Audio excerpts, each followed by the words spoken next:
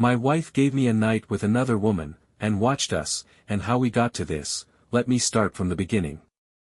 The room buzzed with soft chatter and the clatter of glasses as I kicked back in my chair, nursing a whiskey. Across the table, my wife of 10 years, Sophie, was cracking up, maybe a bit too much, at some quip her best pal Clara had just tossed out. It was one of those laid-back Saturday nights, you know, where you hang with buddies from way back, sip a few too many, and let the line between kidding around and spilling real feelings get a little fuzzy, just enough to spice things up. Clara, smirking over her wine glass, shot me a look and said, "Ethan, if I wasn't your best bud, I'd swear Sophie hit the jackpot with you." Sophie, twirling the red wine in her glass, flashed a grin and chimed in, "Oh, come on, don't be ridiculous." Then, with a playful wink, she added, "If I ever decided to share, you'd be at the front of the line." I let out a laugh, shaking my head at their goofy back and forth. Clara's always been the loudmouth, flirty in that way that feels half serious, half joke. Still, something in Sophie's voice tonight caught me off guard. Sure, she was joking around, but there was this undercurrent, something heavier, that sent a warm tingle creeping up my neck. I took another swig of whiskey, playing it cool, keeping my poker face on. Maybe it was just the booze talking, or so I tried to convince myself, but then Sophie's eyes locked on mine, slow, like she was sizing me up, and I wasn't so sure anymore.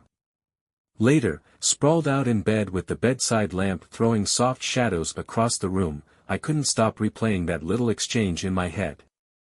Sophie was snuggled up next to me, her fingers lazily doodling shapes on my chest. "You didn't say much tonight," she mumbled, her voice sleepy. "Just worn out," I replied, but we both knew that was a dodge. After a beat, she whispered, "Did I say something that got under your skin?" I glanced down at her. Her face was a mystery, but her eyes had this mischievous glint. "You mean that bit about sharing me with Clara?" I asked, treading carefully.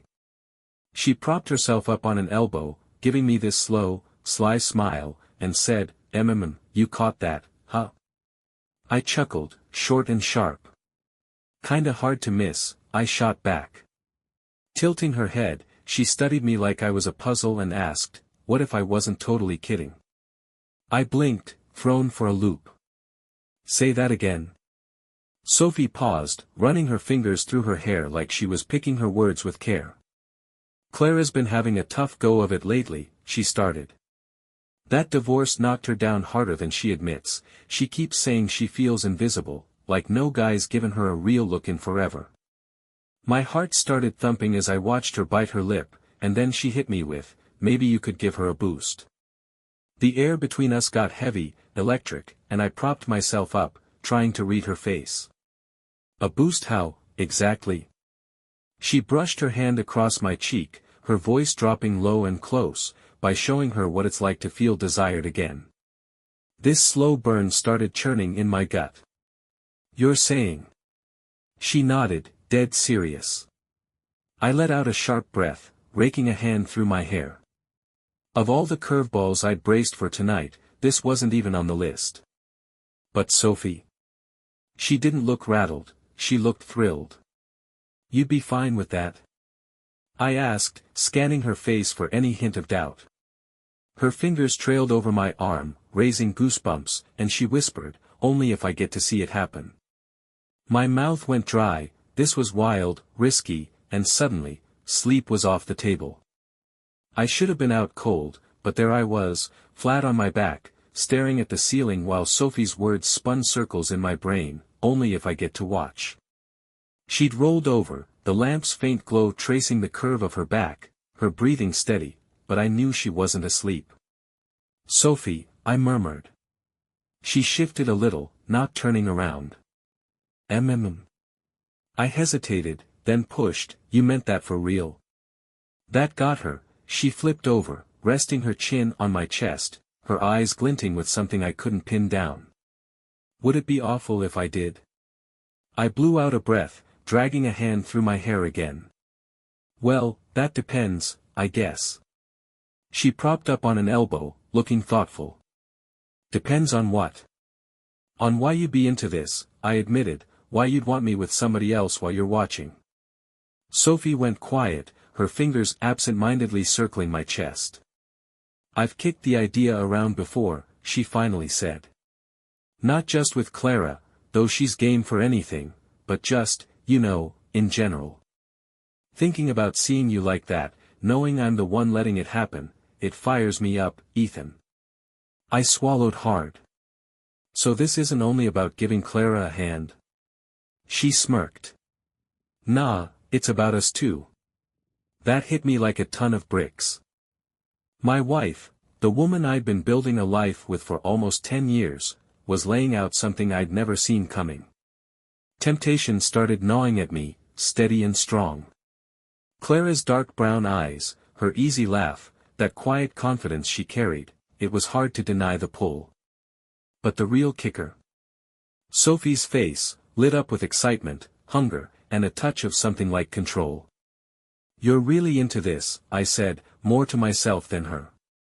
She bit her lip, nodding. Yeah, I think I am.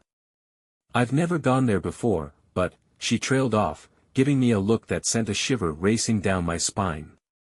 I want to dive in. A quiet moment hung between us, then she climbed on top, straddling me, her fingers grazing my collarbone. You trust me, right? I stared up at her, the woman I'd tied my life to, and nodded. Yeah, I do. Her lips curved into a smile. Good. Let's see where this ride takes us. I wasn't sure if she meant right then or something bigger down the road, but either way, I was in. Morning came, and I was up before Sophie. Soft daylight slipped through the curtains, painting golden streaks across the bedroom. I lay there, staring at the ceiling, my head still tangled in last night's talk. You trust me, don't you? Damn it, I did, and that's what made this whole thing so messy. I glanced over at her, sleeping beside me, peaceful, with her dark lashes fanned out, lips parted just a bit. But even in that calm, I could feel something shifting between us, a door creaking open that I wasn't sure I could, or wanted to, shut. I didn't know what I'd expected to feel when the sun came up. Guilt? Nerves? Nah, what hit me was curiosity, and if I'm being straight with myself, a little heat. Clara popped into my mind, those deep brown eyes, the teasing way she'd always jab at me, and it sent a jolt through me, something risky and alive. I'd never really sized her up like that before, but now that Sophie had tossed the idea out there, it was stuck in my head like glue. I rolled onto my side, propping up on an elbow. You up? I murmured. Sophie stretched, letting out a sleepy sigh as her eyes fluttered open. Barely. I paused, then went for it. You still want this? What we talked about? She gave me a drowsy grin. You're chewing on it, aren't you? Sophie asked, and I didn't jump to answer, but she must have caught a flicker in my face because she let out this quiet little laugh. I knew it, she whispered, her fingers brushing along my arm like she was reading me through my skin.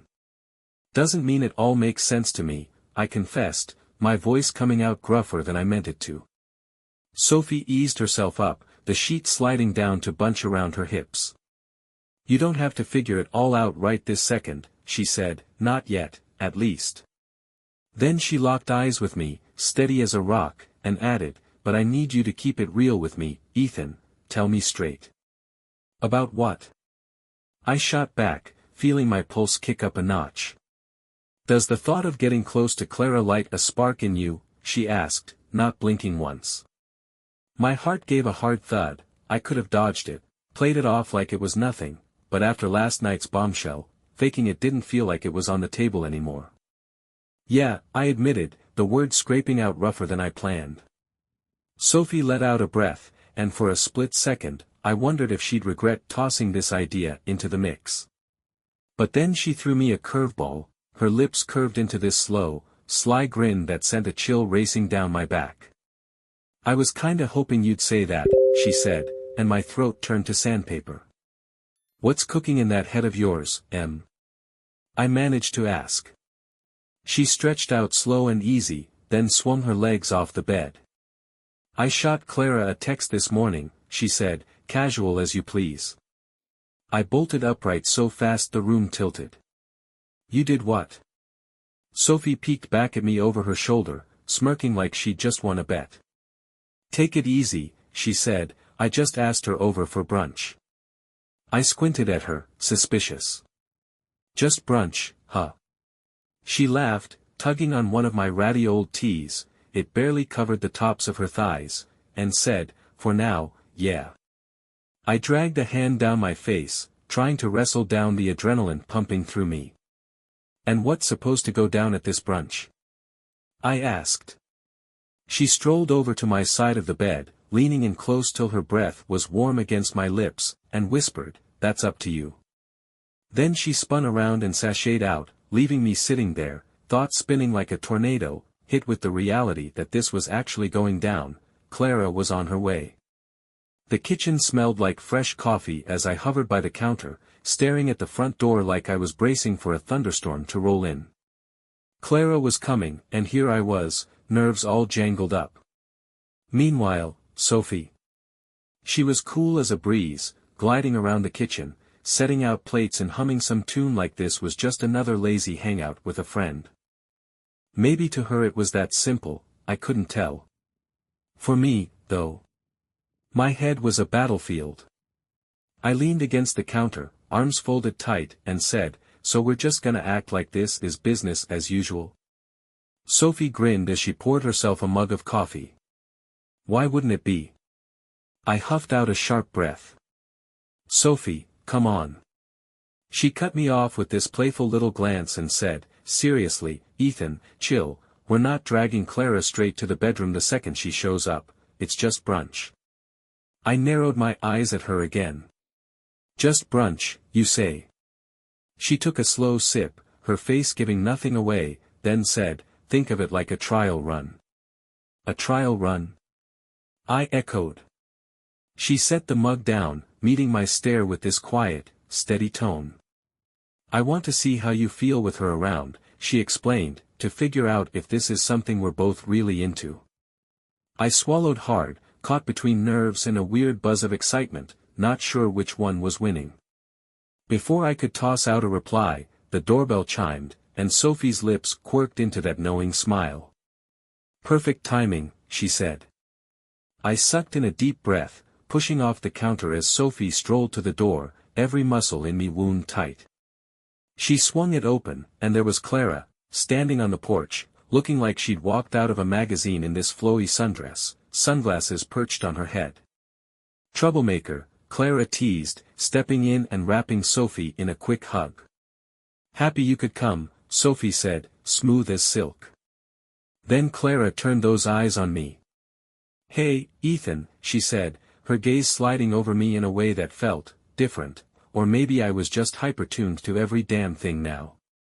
Hey, Clara, I replied, aiming for normal, even though my veins were buzzing like live wires. If she picked up on anything weird, she didn't show it, just flashed a smile, kicked off her shoes, and stepped inside. Sophie shut the door and waved us toward the table. Come on, let's dig in, she said. We sat down, and for the first 15 minutes, it really was just brunch, catching up, chatting about work, life, cracking up over dumb college stories. But there was this undercurrent simmering beneath it all. I'd catch Sophie's eyes on me whenever Clara laughed, sharp and watchful. Clara's look started lingering a beat too long, and my pulse would kick up every time. Then, out of nowhere, Sophie dropped last night's talk right into the mix. So, Clara, she said, all casual as she sliced into her eggs, Ethan and I had a pretty wild chat last night. I damn near choked on my coffee. Clara arched a brow. Oh yeah? Sophie smirked, flicking a glance my way before turning back to Clara. Yep, you came up, she said. Clara blinked, her fork freezing halfway to her mouth. Me? Sophie nodded, leaning back in her chair like she had all day. We got to talking about how you've been feeling lately, how that confidence of yours has taken a hit. Something flashed across Clara's face, but she covered it quick with a small laugh. "Oh, that old story," she said. Sophie tilted her head and pressed on. And we kicked around some ideas on how to shake that loose. Clara set her fork down, her eyes bouncing between us, curiosity sparking. "Oh. What did you two dream up?" Sophie shot me a look, like she was daring me to jump in, but I froze, mouth dry as dust. Then she leaned forward, her voice low and deliberate. "We figured maybe you could use a little nudge to remember how wanted you can be." The room went quiet, heavy with that unspoken charge. Clara's eyes widened just a touch, not shock, not disgust, but something else, interest. I let out a slow breath, my heart hammering like a drum. This was real now. And the way Clara was looking at me, searching, steady, I couldn't tell who was testing who anymore. Her gaze hung on me, digging for something, doubt, maybe, or a flinch, but I held it, and she didn't back off either. Sophie, watching us like a hawk, eased back in her chair with this smug little smile, like she wasn't just spectating but pulling strings. "So," Sophie piped up, tilting her head a bit, "what's your take?" Clara blinked, like she'd just snapped out of a daze, then let out a soft laugh, raking a hand through her dark waves. "I think this is about the last thing I saw coming when I rolled out of bed today," she said. Sophie chuckled. "Tell me about it." Clara studied her for a long stretch, then swung her eyes back to me. "What about you, Ethan? You in on this?" The air thickened, crackling with tension. I could have played dumb, acted like I hadn't spent the last half-day wrestling with Sophie's late-night curveball, fighting the pull she'd stirred up in me, but I was past that now. "I didn't see it coming either," I admitted, "but yeah, I'm curious." Clara sucked in a quick breath, and for the first time, I saw a faint flush creep up her neck. I figured I'd be a bundle of nerves, but when Sophie swung the bedroom door open and stepped inside without a glance back, it hit me, I wasn't rattled at all.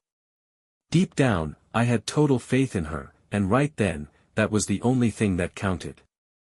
The bedroom had a different vibe tonight, the air felt heavier, warmer, buzzing with something you couldn't pin down but couldn't ignore either. Sophie led the way, slipping in with this easy, laid-back stride, then turned to face us, propping herself against the dresser. Her lips twitched into a sly little grin as she watched me and Clara hovering by the door. Clara let out a soft breath, raking a hand through her hair, and that's when I spotted it, the change in her. Her shoulders loosened up, and that guarded look she'd been carrying softened into something more like intrigue. I'd seen Clara strut her stuff plenty of times, bold as brass, tossing out teasing jabs, always owning the room. But tonight, her face had this new layer, a kind of raw openness, like she was suddenly aware of the electric space crackling between the three of us. Sophie was the one to cut through the quiet first. "You're jittery," she said, her tone light, no hint of judgment, just an observation. Clara let out a small, shaky laugh. "You think so, huh?" Sophie stepped closer, reaching out to take Clara's hand with this effortless move that sent a warm jolt down my back. "No need to be," she murmured, soft and steady. Clara swallowed hard, her eyes flicking over to me. There was something in her look I couldn't quite read, but it kicked my pulse up a gear. "This feels like a dream," she admitted, shaking her head with a quiet chuckle. "I wouldn't even know how to kick this off." Sophie's fingers grazed Clara's hand, tracing little absent-minded loops along her skin. "That's the best part," she said. "You don't have to have it all figured out, just let it hit you." I stood there, rooted, watching them, feeling the air shift around us. My Sophie, the woman I'd built my world with, was steering this whole thing with that calm, unshakable vibe she always had.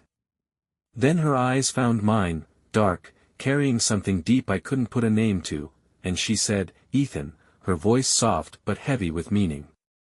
I took a step forward, my heart thumping hard. "Yeah." That slow, knowing smile spread across her face. "Come over here," she said, and the words dangled there, thick with possibility. For a long beat, none of us said a thing, then I moved, closing the gap toward Sophie, toward Clara, toward whatever wild unknown we were stepping into. Everything slowed down. The three of us stood there, bathed in the dim glow of the bedside lamp, the space between us humming with this delicate, charged energy. Sophie's hand lingered on Clara's, her fingers still drawing those lazy circles, her eyes bouncing between us with this quiet, playful spark. She was loving this, shaping it, soaking up the way the tension coiled tighter, like the air right before a downpour. I swallowed hard, my throat tight, not sure if words were even needed, or if I'd find any worth saying. Clara shifted, rubbing her hands down her arms like she was trying to anchor herself. "Never pictured myself here," she said, her voice so low it barely broke the silence. Sophie tilted her head, a faint smirk tugging at her lips. "But you're not bolting out the door." Clara let out this breathy little laugh and shook her head. "Guess I'm not, no." That was all Sophie needed to hear. She reached for me next, her touch warm and familiar, pulling me in close. "Ethan," she whispered, "I need you to trust me on this." I already did, more than anything, I had her back. Clara's breath hitched as Sophie turned to her, a silent question hanging there, and for a second, I wondered if we'd pushed this too far too fast. But then Clara gave a nod, steady, sure, no wobble in it, and Sophie's smile softened as she closed the last sliver of distance between us. "All right, then, let's get this started." Morning crept in, the first streaks of sunlight sneaking through the curtains, painting gold lines across the room. The air still carried the heavy echo of last night, something unspoken, something that stuck around in the quiet gaps between breaths and wandering thoughts. I lay flat on my back, staring up at the ceiling, my mind running a loop of every second, every look, every brush of skin, every moment that smeared the line between wondering and giving in. Sophie shifted next to me, stretching slow and easy, a soft hum slipping out as she rolled over. Her eyes caught mine, still foggy with sleep but sharp enough to see right where my head was at. "Lost in there, huh?" she murmured. I let out a low chuckle. "Yeah, you could say that." Her fingers started tracing little loops on my chest, deliberate and unhurried. "Second thoughts?" she asked. I turned to really look at her. There wasn't a shred of doubt in her face, just this calm, almost smug vibe, like she already knew what I'd say. "Nah, not regrets," I told her. "Just trying to wrap my head around it all." Sophie's smile widened, her fingers drifting up to my collarbone. "It was a hell of a ride, wasn't it?" A rustle came from the other side of the bed, and I glanced over just as Clara propped herself up on an elbow, her dark hair a mess, her face giving nothing away. "Might be the biggest understatement I've heard all year," she said, a teasing lilt in her voice. I laughed, raking a hand through my hair. "Yeah, that tracks." Clara held my gaze for a second, then let out a slow breath, her eyes flicking between me and Sophie. "So where do we go from here?" That was the big one, wasn't it? Last night had been us dipping our toes into uncharted waters, but what did it add up to? Sophie, cool as ever, sat up, tugging the sheets around her as she stretched. "We hash it out," she said, keeping it simple. "Figure out what we're feeling, what we want. This could be a one-off, or maybe it's something more." Clara bit her lip, mulling that over. "And if it's just a one-time deal?" Sophie didn't miss a beat. "Then that's fine too." I looked between them, the 10 of it all settling over me like a blanket, no rush to slap a label on anything, no pressure to nail down answers right then and there. For now, just being here was enough, letting the morning sun spill over us, softening the edges of something tender, something fresh, something that wasn't quite done unfolding. The kitchen smelled like fresh coffee as I leaned against the counter, watching steam twist up from my mug. The house had this quiet hum to it, morning draping over everything, but last night's shadow still hung around in the spaces we hadn't filled with words yet. Sophie perched on a stool across from me, stirring her coffee slow and steady, her face lost in thought. Clara stood by the window, arms crossed, staring out like the answer to all this might be hiding in the yard. For the first time since this whole thing kicked off, the silence wasn't comfortable, it had an edge. I cleared my throat. So, about last night, Clara turned, one brow arching. Here it comes, she muttered, but there wasn't any bite in it, just a cautious vibe, like she was bracing herself. Sophie smirked, setting her spoon down with a soft clink. We all knew this talk was on the horizon, she said. Clara sighed, running a hand through her hair. I'm just stumped on what we're even supposed to say about all this, I admitted, scratching the back of my neck. Sophie propped her chin on her hand, leaning in a bit across the counter. We kick things off with the truth, plain and simple, she said. Clara let out this soft, nervous chuckle. Truth, huh? Okay, here's mine, I'm totally lost on what last night was all about. Her eyes swung over to me, digging in like she was hunting for answers, and added, and I bet you two are just as clueless. She wasn't off the mark there. I took a slow pull from my coffee mug, mulling over my words before letting them loose. Whatever it was, it sure as hell wasn't nothing, I said, setting the mug down. Clara gave me a long look, then nodded slow and steady. Yeah, I'll buy that. Sophie, cool as a cucumber like always, tilted her head just a touch. Did it feel off to you, Clara? She asked. Clara paused, chewing on that for a second, then shook her head. Nope, she confessed, and that's the part that's freaking me out.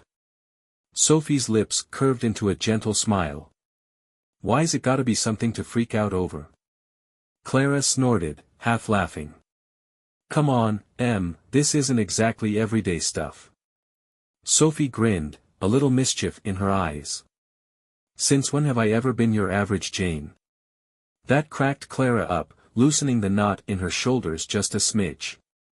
I set my mug on the counter with a soft clink and let out a breath. Look, we don't need to slap a label on this right out of the gate, I said. Clara flicked her eyes my way. Maybe not, but we've gotta draw some lines in the sand. Sophie nodded, all business now.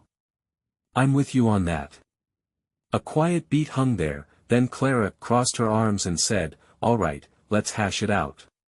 And just like that, we flipped the page to something new.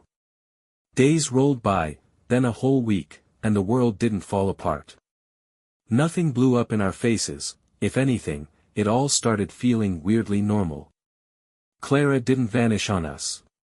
She'd swing by for dinner, shoot Sophie texts like nothing had changed, even ping me now and then, light stuff, dumb inside jokes, nothing too deep. If some stranger peeked in from the outside, they'd never clock that anything was different. But us? We felt it, the whole game had shifted under our feet. One night, Sophie and I were sprawled on the couch, her legs tossed over mine, passing a bottle of wine back and forth. The TV was droning on, but neither of us gave a damn about it. You've been real quiet about all this, she said, twirling her glass between her fingers. I glanced over at her.